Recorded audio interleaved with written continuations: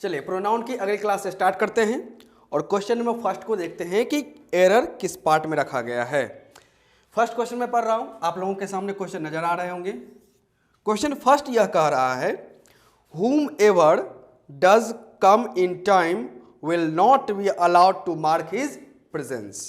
अब यहां पे क्वेश्चन दोबारा में लिखता हूं जिससे कि मुझे डिस्कशन करने में आसानी होगी। whom ever does not come in time will not be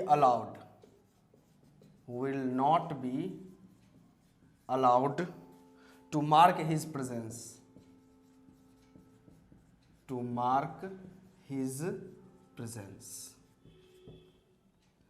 अब यहां तक समझने का काम करते हैं। इस पार्ट को ए कहा गया है, बी, सी और डी कहा गया है। नो एरर का सेक्शन नहीं है। यदि अपने मन से मैं यहां पे नो एरर लिख दूं, नो एरर, तो वह पार्ट हो जाएगा ई। तो चलिए पार्ट से कोई मतलब नहीं है। यदि हमारे कॉन्सेप्ट की क्लैरिटी है तो सेंटेंस के किसी पार्ट में भी रहेगा, प्रोनाउन से जुड़ा हुआ एरर हम लोग निकाल ही देंगे, तो पार्ट से क्या जाता है। अब क्वेश्चन समझें, whomever does not come in time will not be allowed to mark his presence। चलिए ठीक है, इसमें आप समझें तो यहां से यहां तक does not come in time और एक है will not be allowed to mark his presence, यानी कि एक वर्ब यहां से स्टार्ट हो रहा है और एक वर्ब यहां से स्टार्ट हो रहा है। अब समझें, इस डज वर्ब का अपना एक चाहिए सब्जेक्ट। डज वर्ब का क्या होना चाहिए? सब्जेक्ट। फिर यहां से आता है विल नॉट बी अलाउड, इसका भी अपना क्या चाहिए? सब्जेक्ट की डिमांड है। यानी कि जब दो आपके पास वर्ब दिए हुए हैं तो उस दोनों वर्ब का आपको क्या ढूंढना है? सब्जेक्ट ढूंढना। अब यहां समझने की कोशिश करें, यह रिलेटिव प्रोनाउन से जुड़ा हुआ क्वेश्चन है, ध्यान रखिएगा। रिलेटिव प्रोनाउन से जुड़ा हुआ क्वेश्चन है जिसके अंदर ध्यान रखेगा हम लोग who, whom, okay, whose, which और that के बारे में हम लोग पढ़ते हैं। अब यहां समझने वाली बात है कि यहां दो वर्ब हैं, इस दोनों वर्ब का सब्जेक्ट किन्हें बनना पड़ेगा। अब रही बात whom, और whom ध्यान रखिएगा, whom कभी भी डबल सब्जेक्ट बनने का काम नहीं करता है, कभी भी नहीं। होम जो है डबल सब्जेक्ट बनने का काम नहीं करता। मैंने आपको पिछले प्रैक्टिस के क्लासेस में भी मैंने बताया है। उसके लिए मौजूद है क्या चीज? हु सब्जेक्ट एक बार भी और डबल सब्जेक्ट का भी बनने का काम कर देता है, जिस वजह से यहां पर हुम एवर ना होकर यहां पर क्या होना चाहिए? Who ever. हुम एवर नहीं, क्या होना चाहिए? हु एवर, क्योंकि हु से बना हुआ है हु एवर और यही डबल सब्जेक्ट का काम कर सकता है। तो इस सेंटेंस के किस पार्ट में एरर रहा? तो एरर रहा पार्ट नंबर ए में। एरर पार्ट ए हम लोगों का बैलेंस हुआ। अब चलते हैं क्वेश्चन नंबर सेकंड में। क्वेश्चन नंबर सेकंड में कहा गया है the 6 partners are at daggers drawn so they do not talk to each other. अब क्वेश्चन नंबर सेकंड को समझें। यहां कहा गया है the 6 partners are at daggers drawn. Question को पढ़ते जाइएगा, ध्यान रखिएगा, क्वेश्चन को पढ़ना छोड़िए नहीं। Drawn so they do not talk to each other. अब इसके एरर देखते हैं। पार्ट ए, बी, सी और डी की सुनते हैं। चलिए क्वेश्चन देख लेते हैं। The 6 partners are at daggers drawn so they do not talk to each other. Are verb, इसका सब्जेक्ट 6 पार्टनर्स, डू वर्ब, इसका सब्जेक्ट दे। तो चलिए सब्जेक्ट में कोई प्रॉब्लम है नहीं। एट डैगर्स ड्रॉन का मतलब होता है जानी दुश्मन कह सकते हैं, जानी दुश्मन कह सकते हैं daggers drawn. So they do not talk to each other. यहां पर जो प्रोनाउन सेक्शन से जुड़ा हुआ वर्ड है वो फिलहाल यहां पर ईच अदर का यूज किया गया है। अब इसके पीछे का कॉन्सेप्ट क्या है? तो यह समझना है ईच अदर जब वर्ड की बात करते हैं तो इसका यूज दो के लिए किया जाता है। किसके लिए करते हैं? दो पर्सन्स के बीच, ओके, या हो सकता है दो ग्रुप्स के बीच, जब इस प्रकार की बातें की जाती है, मतलब दो के बीच ये आता है, जब दो व्यक्ति एक दूसरे से एनकाउंटर करते हैं, या जब दो कहा जाता है कंट्री जब आपस में बैठ के बात करते हैं, तो उसमें लोग ईच अदर का यूज करते हैं। लेकिन नंबर जो है ये 2+ हो जाए, नंबर कितना हो जाए 2+, तो इसके लिए फिर ईच अदर का यूज नहीं, इसके लिए हम लोग करते हैं वन अनदर का यूज, वन अनदर का यूज करते थे, ईच अदर नहीं वन अनदर। अब यहाँ पे टोटल कितने पार्टनर्स हैं, 6 पार्टनर्स हैं, तो 6 पार्टनर्स होने की वजह से यहाँ पर ईच अदर का यूज नहीं, यहाँ पर होना चाहिए वन अनदर का यूज होना चाहिए। ये क्वेश्चन नंबर 2 का एरर रहा। अब चलते हैं क्वेश्चन नंबर 3 के एरर में।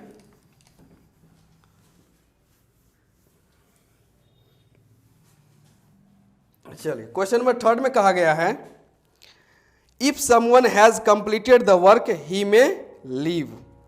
If someone has completed, question number 3, if someone has completed the work, if someone has completed the work he may leave, he may leave। Leave का spelling ध्यान रखें, LEAVE है। नो एरर और D number section में चले जाते हैं। अब यहां समझें, इफ समवन हैज, समवन अलग अलग है कोई दिक्कत नहीं, वन यहाँ सिंगुलर है तो हैज का यूज किया गया है। कंप्लीटेड, हैज के बाद वर्क का third form, the work, he subject है, मे के बाद वर्क का फर्स्ट फॉर्म में क्या आया हुआ है, लीव, LEAVE ध्यान रखिएगा, LEAVE। इस लीव का मतलब होता है छोड़ना या छोड़कर जाना के सेंस हम लोग ले लेते हैं। अब यहाँ समझे, if someone has completed the work, someone singular है तो सिंगुलर वर्ब हैज का यूज किया गया है। ही में लीव, समवन के लिए प्रोनाउन ही का यूज हो सकता है, यानी इस सेंटेंस में कहीं भी किसी प्रकार से एरर तो नहीं दिख रहे हैं।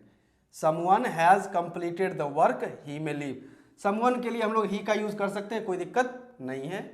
चलिए ठीक है, यानी यहाँ पर नो एरर आ जाएगा डी नंबर सेक्शन में। चलिए क्वेश्चन नंबर 4 की बात करते हैं।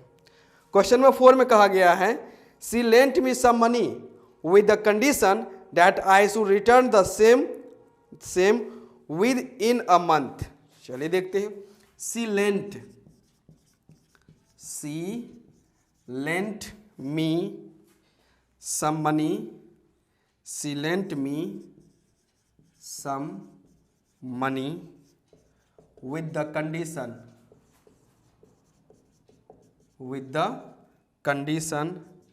that I should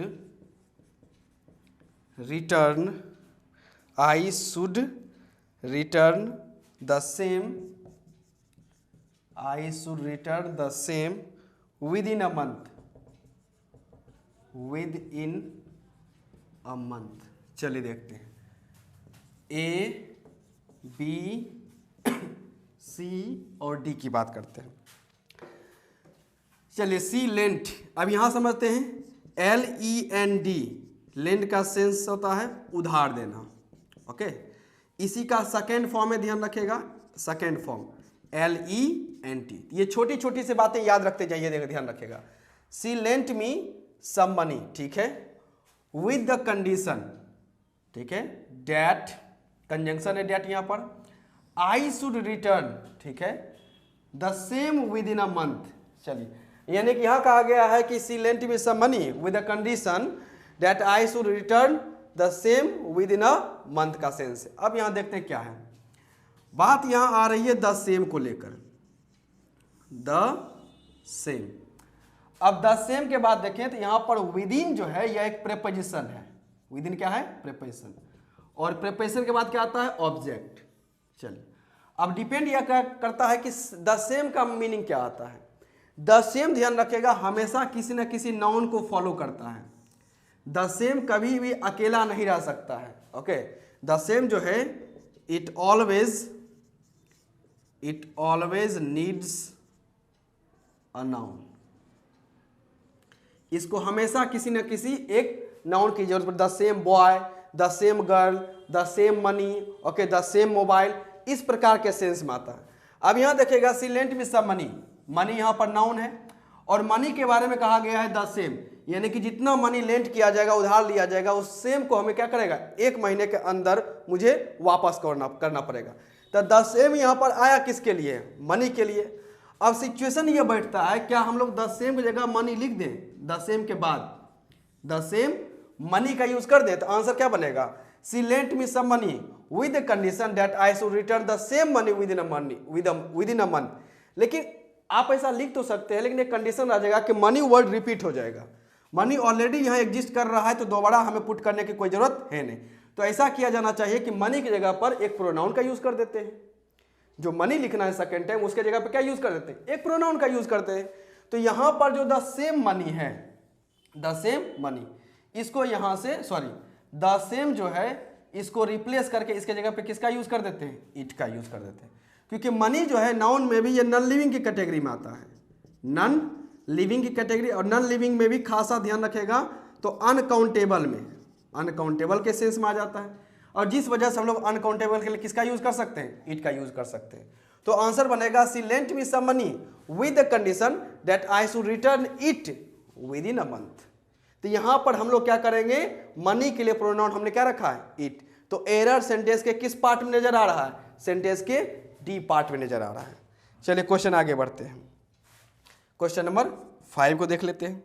क्या गया, the teacher instructed the peon to let the students and I go into the office of the principal. चलिए देखते हैं।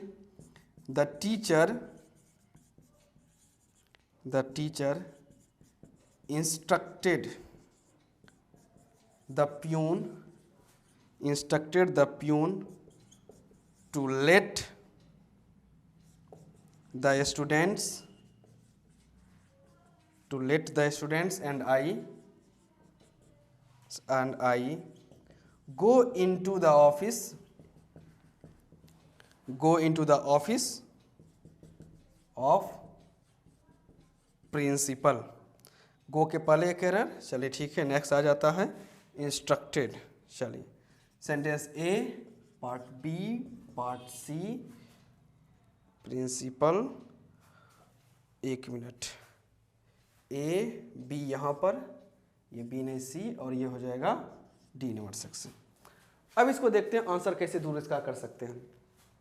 The teacher instructed the peon to let the students and I go into the office of the principal.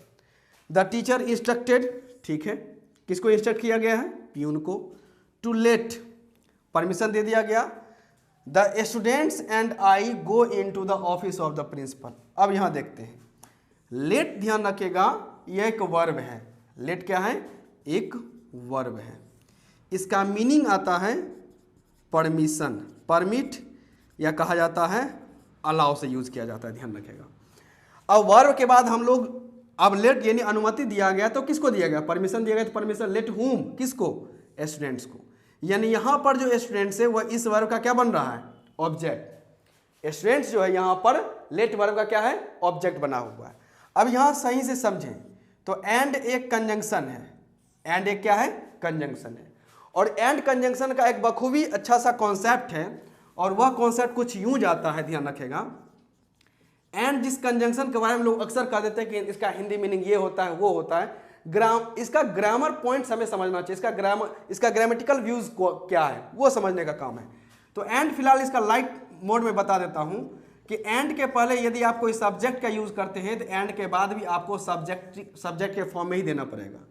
और and से पहले आप object के form में, तो आगे भी किस फॉर्म में चाहिए, ऑब्जेक्ट के फॉर्म में ही आपको शब्दों को रखना पड़ता है। अब यहां पर समझे, ध्यान रखेगा। तो स्टूडेंट बन चुका है ऑब्जेक्ट, एंड कंजंक्शन आ चुका है, तो इसके बाद भी हमें क्या चाहिए, ऑब्जेक्ट वाला ही फॉर्म चाहिए। एंड से पहले यदि आपके पास ऑब्जेक्ट का फॉर्म आता है तो एंड के बाद भी कौन सा फॉर्म चाहिए, ऑब्जेक्ट वाला ही फॉर्म चाहिए। अब यहां से समझे कि ऑब्जेक्ट वाले फॉर्म में, तो आई यहां पर ऑब्जेक्ट के फॉर्म में नहीं है, इसका फॉर्म क्या होता है, मी।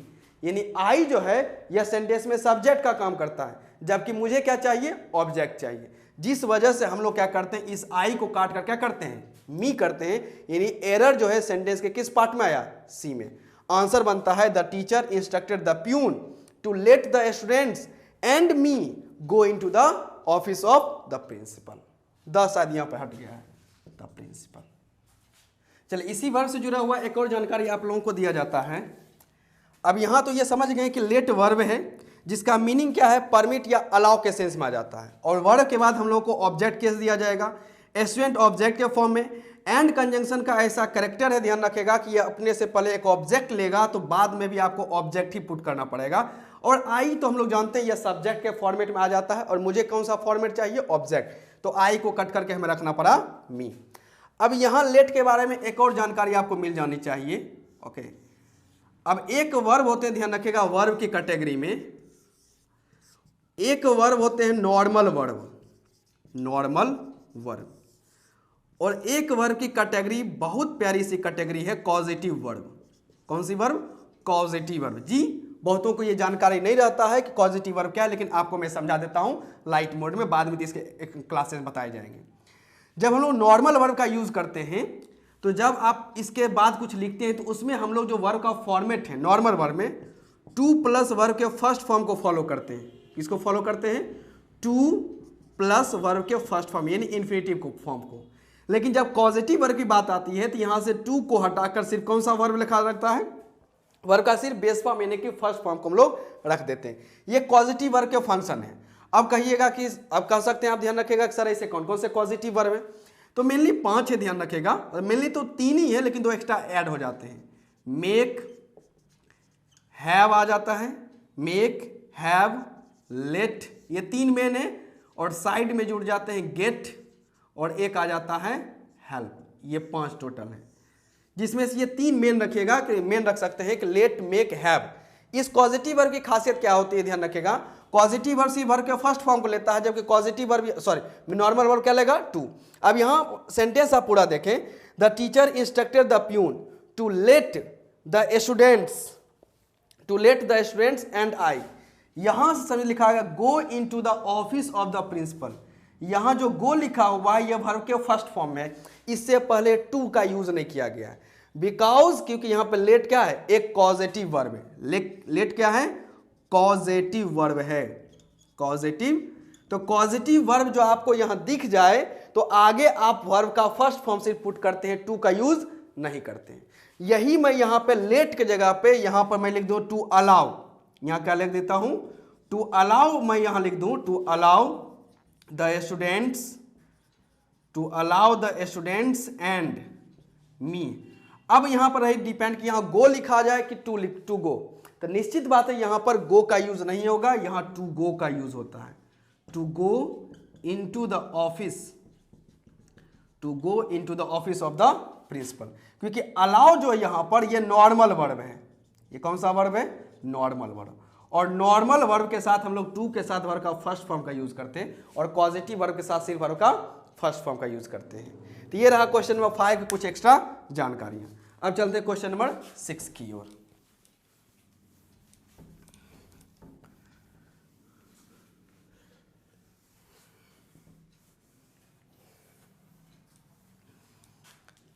चलिए क्वेश्चन नंबर 6 क्या कहा गया देख लेते हैं।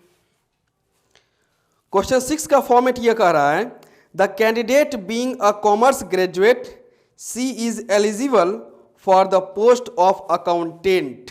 वाह, चलिए अच्छा क्वेश्चन है। The candidate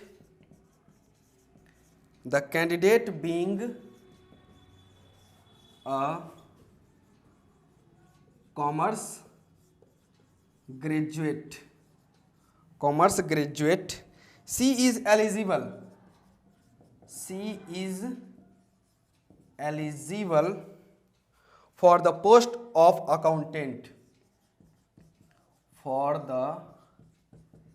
the post of accountant,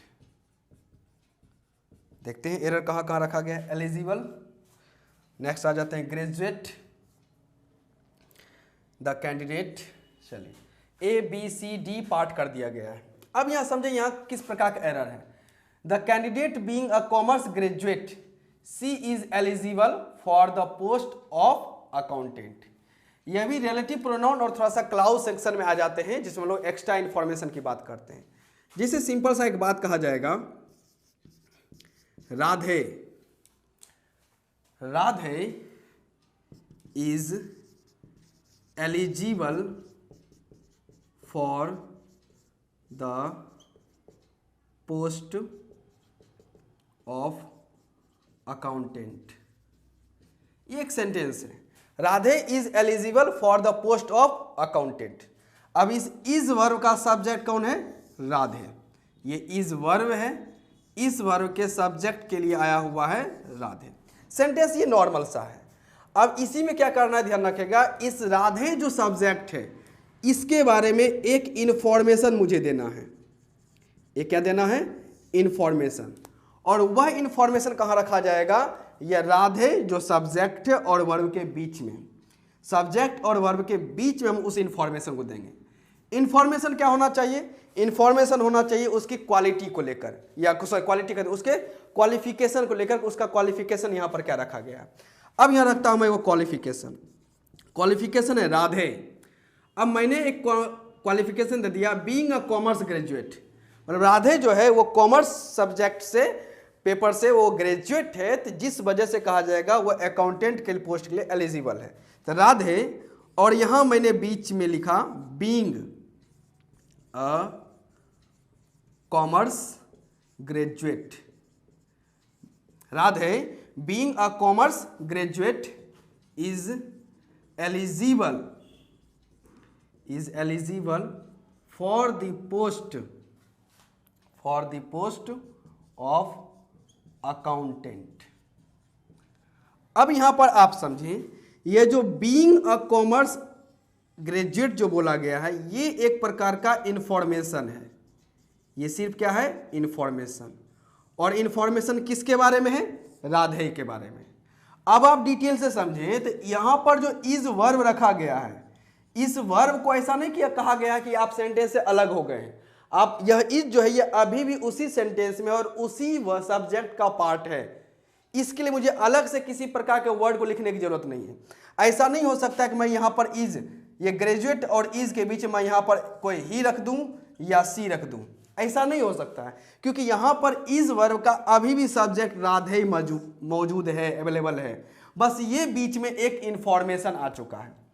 तो यही इंफॉर्मेशन आने से क्या होता है? सब्जेक्ट और वर्ब के बीच की दूरी बढ़ जाती है। लेकिन वर्ब जो है वह अपने लिए एक्स्ट्रा सब्जेक्ट नहीं लेगा, क्योंकि सब्जेक्ट बनने का काम अभी भी वह नाउन कर रहा है। बस बीच में एक इंफॉर्मेशन आ चुका है, बस इतना सा काम है।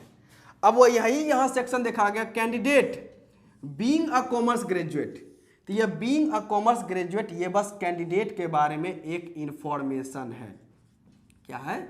इंफॉर्मेशन है। और यहां जो इज वर्ब है, इस इज वर्ब का सब्जेक्ट कौन है? यह कैंडिडेट है। जब यहां पर इज वर्ब का सब्जेक्ट दिया हुआ ही है, तो फिर मुझे यहां पर सी रखने की क्या जरूरत? इसका तो कोई सेंस बनता नहीं है, क्योंकि कैंडिडेट जब हट जाएगा, नहीं रहता, या कुछ एक अलग सेंटेंस बन रहा होता कंजंक्शन के बाद, तब न देखते कि भाई एक वर्ब है उसका सब्जेक्ट चाहिए। यहां तो ऐसा कोई जरूरत ही नहीं है, जिस वजह से यहां एरर आएगा पार्ट नंबर सी में। यहां सी को होना नहीं चाहिए, कभी नहीं होना चाहिए।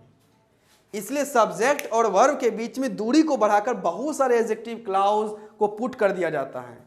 और न्यूज़पेपर्स की जो हेडलाइंस बनते हैं या कुछ एडिटर्स वाले होते हैं, जो हम लोग सेक्शन पढ़ते हैं, उसमें इसका बखूबी इस्तेमाल किया जाता है। तो इस बात को समझें। तो एरर रहा पॉइंट नंबर सी में। चलते हैं क्वेश्चन नंबर 7 की तरफ।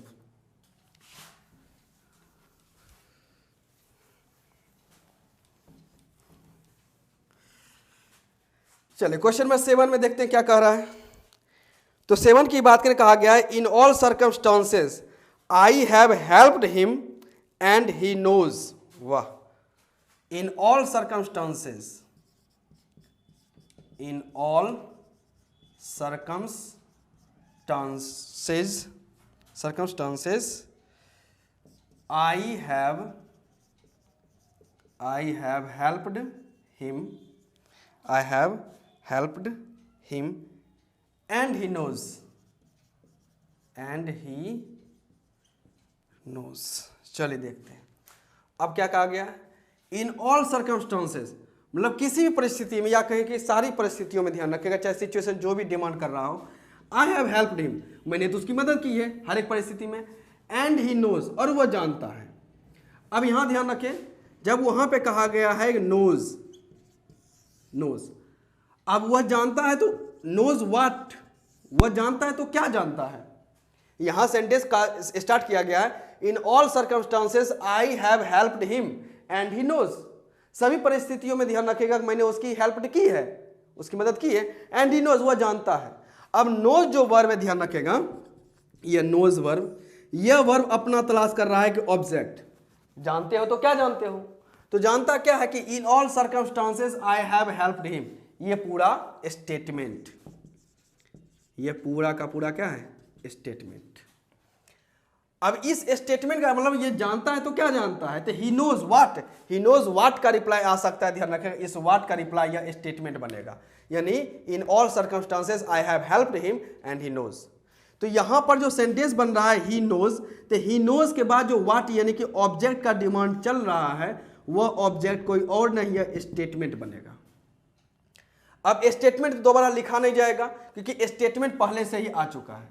अब इस पूरे स्टेटमेंट को पूरा हम दोबारा लिख पाएंगे, मैं लिखूंगा कि in all circumstances I have helped him and he knows, क्या जानता है, that in all circumstances I have helped him, दोबारा पूरा स्टेटमेंट नहीं, सेंटेंस लेंदी हो जाएगा।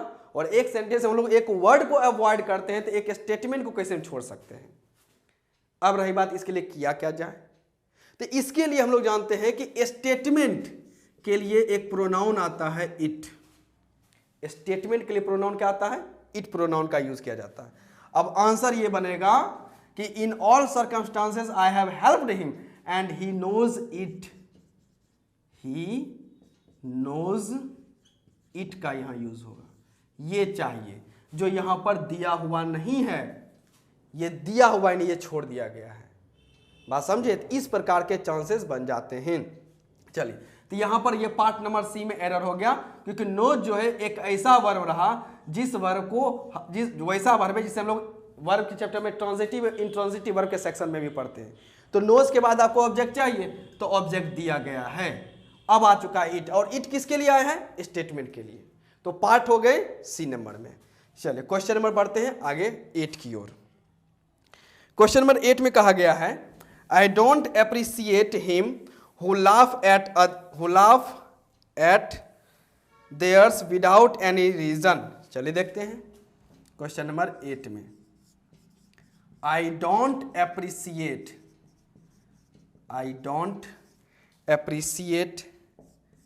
him who laugh at of theirs, यहाँ THERS गलती लिख दिया, चलिए ठीक है, others without any reason, others without any reason, देखते हैं यहाँ किस पार्ट में एरर खुल जाता है। I don't appreciate him who laugh at of others without any reason के सेंस में। चलिए देखते हैं, I don't appreciate him who, चलिए एक सेंटेंस यहां से है और laugh at others without any reason, यानी बीच में जो हु है ये कंजंक्शन के साथ प्रोनाउन का भी काम कर रहा है, जिस वजह से इसका नाम हम लोग रखते हैं रिलेटिव प्रोनाउन। तो ये हिम आया किसके लिए है, सॉरी हु किसके लिए आया है, हिम के लिए। I don't know, I don't appreciate him who laugh, ओ यही गलती हो गया। अब ये रिलेटिव प्रोनाउन जो है, जैसे यहाँ ये लाफ वर्ब है, इस वर्ब का अपना क्या होना चाहिए, सब्जेक्ट होना चाहिए। तो ये सब्जेक्ट कौन है, इस लाफ वर्ब का सब्जेक्ट मौजूद है हु। अब डिपेंड ये कर रहा है कि हु रिलेटिव प्रोनाउन जो सब्जेक्ट बनने का भी काम कर रहा है वह सिंगुलर है कि प्लुरल है। अब डिपेंड करता है कि ये आया किसके लिए है, तो ये आ चुका है हिम के लिए। ये किसके लिए आया हुआ है, हिम के लिए। और हिम जो है यह सिंगुलर है, हिम क्या है, सिंगुलर। अब इसके सिंगुलर होने की वजह से ध्यान रखिएगा यह रिलेटिव प्रोनाउन भी क्या बन जाएगा, singular.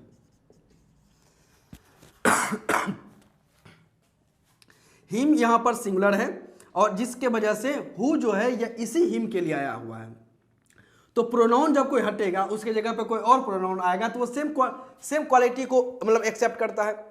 Singular relative pronoun singular, और यही रिलेटिव प्रोनाउन सिंगुलर क्या बन रहा है, सब्जेक्ट। तो हमारा सब्जेक्ट भी क्या है, सिंगुलर है।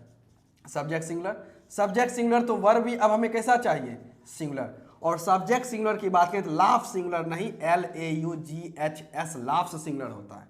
एस वाला वर्ब क्या होता है, सिंगुलर होता है। तो ये हो गया पार्ट बी में एरर।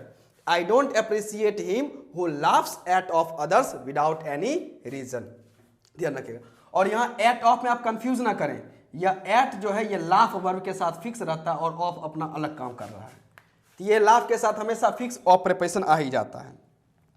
क्वेश्चन नंबर 9 की बात करें, यू एंड माई सेल्फ, वाह लगता है यहीं पर, चलिए ठीक है। You and my self will enjoy the function. चलिए आगे लिखने की जरूरत नहीं है, मैं लिखना भी नहीं चाहता हूं क्योंकि यहां पे हमें खुद एरर बन चुका है, पता ही चल चुका है। अब यहां विल वर्ब की बात करते हैं। ये वर्ब क्या लेगा अपना, एक सब्जेक्ट, एंड यहां पर एक कंजंक्शन है। एंड क्या है, कंजंक्शन। और अभी जस्ट मैंने आपको एंड कंजंक्शन के कैरेक्टर के बारे में बताया था कि एंड जो है वो सब्जेक्ट टू सब्जेक्ट और ऑब्जेक्ट टू ऑब्जेक्ट के फिगर को फ्रेम करने का काम करता है। तो यहां पर यू जो है यह सेंटेंस में बन रहा है सब्जेक्ट। क्या बन रहा है, सब्जेक्ट। अब कंजंक्शन के पहले जब सब्जेक्ट है तो बाद में मुझे क्या चाहिए, सब्जेक्ट ही चाहिए। और ये जो सेल्फ बारे प्रोनाउन होते हैं, SELF की बात करें या SELVES की बात करें, यह कभी भी सब्जेक्ट नहीं बनते हैं, कभी भी नहीं। माई सेल्फ हो जाएगा, आवर सेल्फ हो जाता है, your self, him self, her self, them self, it self, ये या वन सेल्फ, ये कभी भी सब्जेक्ट नहीं बन सकते, ध्यान रखेगा। इसका रीजन आगे बताया जाएगा, ध्यान रखेगा कि रिफ्लेक्सिव प्रोनाउन में से क्या बातें हो जाती, ध्यान रखेगा। तो यहाँ पर माई सेल्फ तो आएगा नहीं, तो इसको कट करके हम लोग किसका यूज करेंगे, माई सेल्फ का सब्जेक्टिव किस क्या होता है, आई। तो आंसर बनेगा you and I will enjoy the function. आगे जो भी बातें हैं सो है। तो पार्ट हो गया ए में ही एरर था। क्वेश्चन नंबर 10 की बात करते हैं। क्वेश्चन 10 में कहा गया है, he asked for permission to go to the cinema but his mother did not give. चलिए देखते हैं। He asked for permission, he asked for permission to go to the cinema but his mother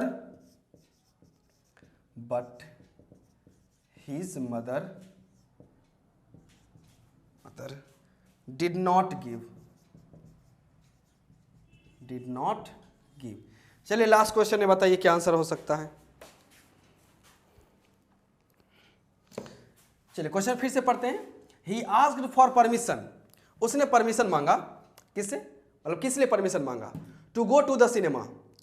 अब दिया, permission दिया गया कि नहीं दिया गया, यहां पे परमिशन दिया गया, यहां से यहां तक पता चल रहा है कि परमिशन दिया जाने का मांग किया जा रहा है, यानी पॉजिटिव बात है।